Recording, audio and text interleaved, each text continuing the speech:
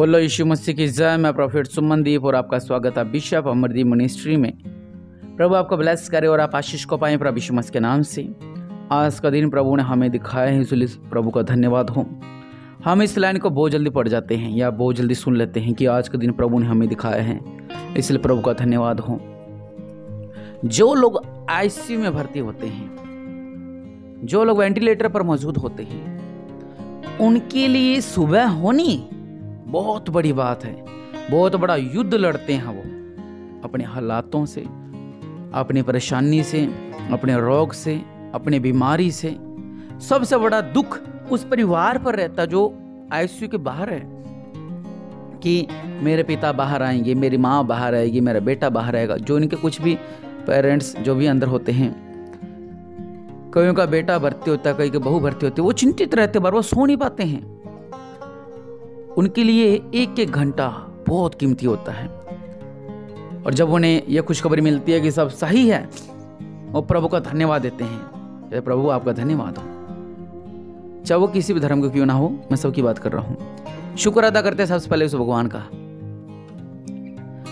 मैं हमेशा बोलता हूं कि आज के दिन के लिए प्रभु का धन्यवाद हो।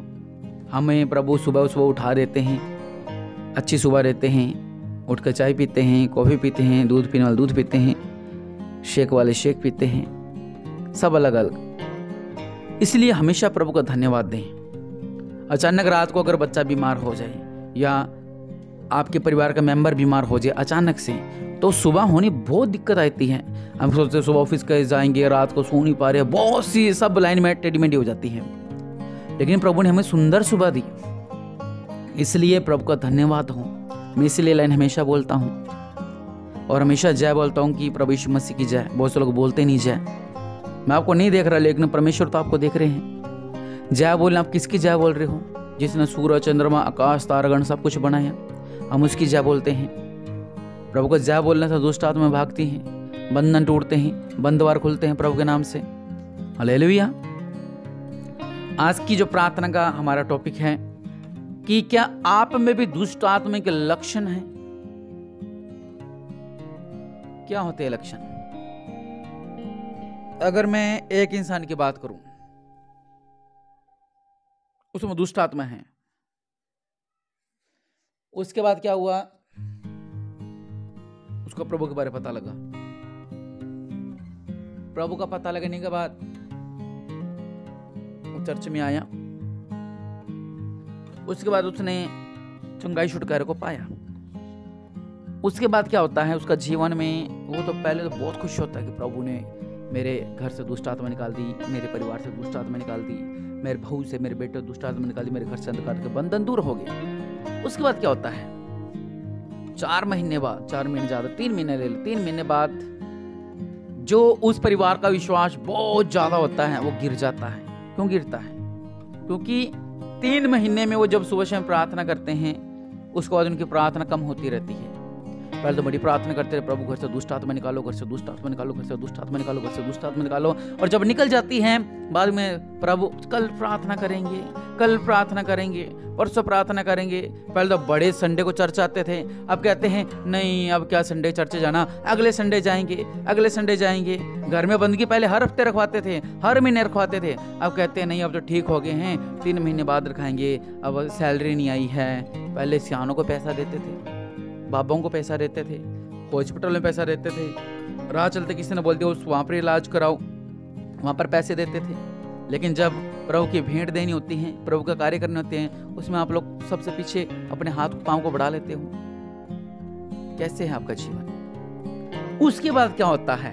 जब आप नए नए प्रभु में आते हो, आप आग के साथ लदालद होते हो। आग मतलब परमेश्वर के अभिषेक के साथ, उसका जलाल, उसकी सामर्थ्य के साथ कि दुष्ट आत्माएं भागी हैं। जब आपके शरीर की आग मतलब जो आपका विश्वास की आग है वो जब ठंडी हो जाती है, उसके बाद क्या होता है? आपके अंदर से दुष्ट आत्माओं के लक्षण दिखाई देने लगते हैं। मेरे छाती पे दबाव पड़ रहा था, मुझे झुनझुनू की आवाज सुनाई दे रही थी, मुझे लग रहा है कोई बार थाली बजा रहा है, मेरे कान गूंज रहे हैं, या मेरा सिर फटा जा रहा है, या मेरा मन करता है कि मैं एलसीडी तोड़ दूं, मेरा मन करता है मैं अपना टीवी तोड़ दूं, मेरा मन करता है मेरे बाइक की रेस दे दूं, दीवार में मारूं। ऐसी बातें क्यों होता है ये आपको पता है? आपको लगता है कि मैं प्रभु में चल रहा हूं, लेकिन ना आप थोड़ा सोच के देखना अपने जीवन के अंदर कि जब आपको प्रभु के बारे में पता लगा था, वो जो लगन थी, चंगाई पाने के बाद, छुटकारा पाने के बाद, अच्छा काम चलने के बाद वो लगन कम हो जाती है लोगों की। क्यों? क्योंकि कहते हैं ना कि घर का जब हम चीज घर की वो चीज घर में बन जाती है, उसके बाद सब इंटरेस्ट खत्म हो जाता है। लोग किसी कार के बारे में बोलते हैं कि मैंने वो गाड़ी लेनी है, मैंने वो कार लेनी है, मैंने वो कार लेनी है, पैसे जोड़ता है, स्ट्रगल करता है, पैसे जोड़ता है, वो कार लेकर घर में खड़ी कर देता है। 3 महीने का शौक बाद में वो ऐसे पड़ी रहती है। ऐसी हम जब प्रभु के पास आते हैं, लगन रहते, बाद में उस लगन से पीछे हो जाते हैं, फिर एंट्री किसकी होती है? फिर दुष्ट आत्माओं के लक्षणों की एंट्री होना शुरू हो जाती है। अगर मैं तभी संभलते, अगर नहीं संभलते तो दुष्ट आत्मा पूरी एंट्री कर जाती हैं और आपकी हालत पहले से भी बुरी कर जाती है। मैं वचन में से आपको बताता हूँ, क्लियर करता हूँ बात। अगर वचन पढ़ते हैं, वचन कहता है मत्ती 12:43 में, जब अशुद्ध आत्मा मनुष्य में से निकल जाती है, मतलब आपके शरीर से जब निकली, सुखी जगह में विश्राम ढूंढती फिरती और पाती नहीं। हमने आप चर्च में आए, हमने प्रार्थना की कि प्रभु के नाम से दुष्ट आत्माएं निकले, और क्या होता है? दुष्ट आत्मा भाग जाती है। उसके बाद क्या होता है? उसके बाद हम क्या सोचते हैं? हम सोचते हैं दुष्ट आत्मा भाग गया, प्रभु का धन्यवाद हो। लेकिन जैसे मैंने सारी बात आपसे की कि आपका विश्वास जैसे जैसे गिरता रहता है, आप जैसे जैसे प्रभु से दूर होते रहते हो और अपने कामकाज में लगे रहते हो, कुछ लोग चलते रहते हैं उनका सीन जो भी है, लेकिन परमेश्वर का जो वचन हमें बताता है, जो परमेश्वर का कार्य हमें बताता है, वहां पर क्या होता है कि हमारे जीवन के अंदर काफी सारी ऐसी समस्याएं आती हैं। क्यों आती समस्या? क्योंकि हमारे जीवन में दुष्ट आत्मा के लक्षण दिखाई देने लगते हैं। वचन कहता है कि जब अशुद्ध आत्मा मनुष्य में से निकल जाती है तो सुखी जगह में विश्राम ढूंढती है। आपका शरीर से निकलने के बाद देखती है, मैं किसका शरीर में जाऊं, किधर जाऊं, मैं किधर जाऊं, मैं किधर जाऊं। वचन कहता है, तब वह कहती है, कौन कहती है? वो दुष्ट आत्मा, मैं अपने उसी घर में जहां से निकली थी लौट जाऊंगी। दुष्ट आत्मा कहती है कि मैं उस घर में लौट जाती हूँ। वो दुष्ट आत्मा आती है आपके घरों में, देखती है कि अरे ये तो घर सुनना और है, इस घर में तो प्रार्थना ही नहीं है। मैं जब पहले आई थी, 2 महीने पहले आई थी, तब तो बड़ी प्रार्थना करते थे, बड़ी लगन थी, बड़ी पवित्रता में थे, पूरे प्रॉपर भेंटों में, दशवांशों में चल रहे थे, पूरे प्रॉपर प्रभु की सेवा में लगे हुए थे, प्रभु की आराधना में थे, स्तुति में थे, प्रशंसा में थे, वचन पढ़ते थे, स्तुति करते थे, घर में बंदगी करवाते रहे, सब सही था। लेकिन अब मैं 3 महीने बाद मैंने आके देखा तो सब कुछ सुनना पड़ा हुआ है। किसी भी कोने में प्रार्थना नहीं, किसी कोने में आराधना नहीं है, ना वचन, कुछ भी नहीं है। फिर वो क्या सोचती है? वचन कहता है, मैं अपने उसी घर में जहां से निकली थी लौट जाऊंगी और लौटकर उससे, किसको? लौटकर उससे, मतलब आपके शरीर को सुनना, झाड़ा बुहारा और सजाया पाती है। हालेलुया, आप ही सजाते हो। वचन कहता है, तब वह जाकर अपने से और बुरी 7 आत्माओं को अपने साथ ले आती है। मत्ती 12:43 आप पढ़ सकते हैं। वह उसमें बैठ कर वास करती है, उस मनुष्य की पिछली दशा पहले से भी बुरी हो जाती है। हालेलुया। कैसी होगी? पहले से भी बुरी हालत होती है। यह लक्षण दुष्ट आत्माओं के।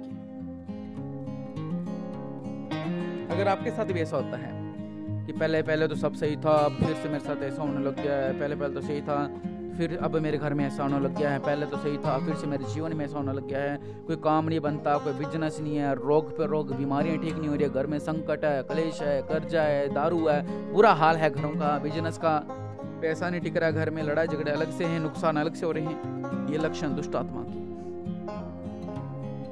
उसके बाद आपको पता है लीकेज क्या होती है? पानी की टंकी आपने छत पे रखी, वो पानी आप भर रहे हो, पूरा भर दिया आपने, थोड़ी देर बाद आप जब टंकी में से पानी निकालने लगे, वो टंकी खाली, आपने फिर भर दिया, फिर टंकी खाली, आपने फिर भर दिया, फिर टंकी खाली। ऐसे आप लोगों का विश्वास। आप कई बार प्रभु के भवन में जाते हो और प्रार्थना करवाते हो, प्रभु के नाम से पास्टर जी प्रार्थना करो, मेरे साथ ऐसा हो जाए। जब प्रार्थना करते हैं उसके बाद क्या होता है? प्रार्थना करने के बाद हमारे जीवन में चमत्कार होने लगता है। फिर हम क्या करते हैं? वहां पर सोचते हैं चलो प्रार्थना कराई थी, कुछ उस टंकी में से कुछ निकालने की कोशिश करते हैं, लेकिन वो टंकी तो खाली है। क्यों खाली है? क्योंकि उसमें लीकेज है। आप चर्च में जा रहे हो, प्रार्थना करवा रहे हो, फिर घर आके फिर आपके घर में नुकसान हो रहे हैं। क्यों हो रहे हैं? क्योंकि आपकी टंकी में लीकेज है, उसमें कोई छेद है ऐसा जहां से पानी बाहर बह रहा है। आप टंकी भरते हो लेकिन टंकी खाली हो जाती है थोड़ी देर के बाद। क्यों होती है? क्योंकि कहीं लीकेज है। आपके जीवन में भी कुछ ऐसी बातें हैं जिसके कारण आपकी आशीष नहीं टिक पा रही है। आप चर्च प्रगट भवन में प्रार्थना करा के तो आते हो, लेकिन आपकी आशीष क्यों नहीं टिक रही है? क्योंकि आपके जीवन में कुछ ऐसी बातें हैं जिसे आप छोड़ना नहीं चाहते हो। आपके जीवन में कुछ ऐसी बातें हैं जिसको आप भुलाना नहीं चाहते हो। उन वजह से प्रॉब्लम हमारे जीवन में खड़ी होती है, उनकी वजह से दुष्ट आत्मा हमारे जीवन में आ जाती है। वचन क्या कहता है?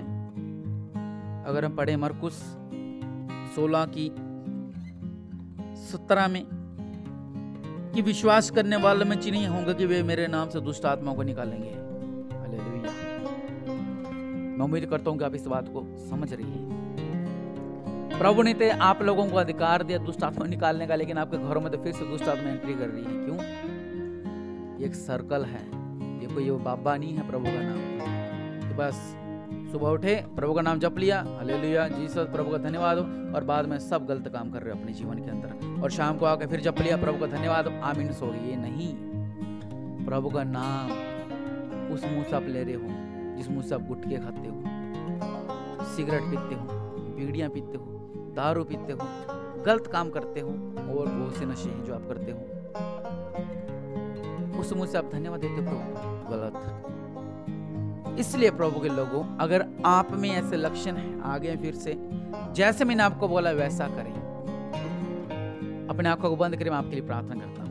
मेरे पिता परमेश्वर प्रभु जी, आपने कहा जो विश्वास करे दुष्ट आत्मा उसके पांव के नीचे। आज मैं विश्वास करता हूँ अगर इनमें दुष्ट आत्मा के लक्षण दिखाई देते हैं, जैसे मैंने इस वचन के अंदर कहा, इन बातों के अंदर कहा, अगर इनके साथ ऐसी घटनाएं हो रही हैं तो प्रभु यीशु मसीह के नाम से वो सारे बंधन मैं तोड़ता हूँ। प्रभु यीशु मसीह के नाम से वो सारे बंधन मैं तोड़ता हूँ।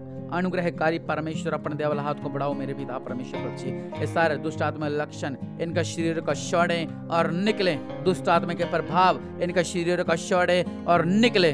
दुष्ट आत्माओं के बीमारियां जो उनके घर में डाल रखी हैं, ये निकले प्रभु यीशु मसीह के नाम से। इनका घर, इनका बिजनेस, इनका शरीर, इनकी सोच, इनकी घर प्रभु यीशु मसीह के नाम से दुष्ट आत्मा से आजाद होने पाए। आज के बाद कोई भी प्रभाव दुष्ट आत्मा का ना रहेगा ऊपर, इनका शरीरों में, इनके घरों में, इनके बिजनेसों में। और जैसा परमेश्वर आपने वचन में कहा उस वचन को फॉलो कर रहे हैं मेरे पिता, और हर तरह के शैतान के बंधन, शैतान के लक्षणों से, शैतान के प्रभाव से ये आजाद हो चुके हैं प्रभु के नाम से। आज से इनके जो बिगड़े काम हैं वो सुधरने वाले हैं प्रभु के नाम से। आज से इनके बिगड़े काम वो सुधरने वाले हैं प्रभु यीशु मसीह के नाम से। सारे स्थानों को मैं बांधता हूं प्रभु यीशु मसीह के नाम से, और बड़ी आशीष इनका जीवन में होनी पाए, और आशीष तो होने पाए प्रभु यीशु मसीह के नाम से। आमीन।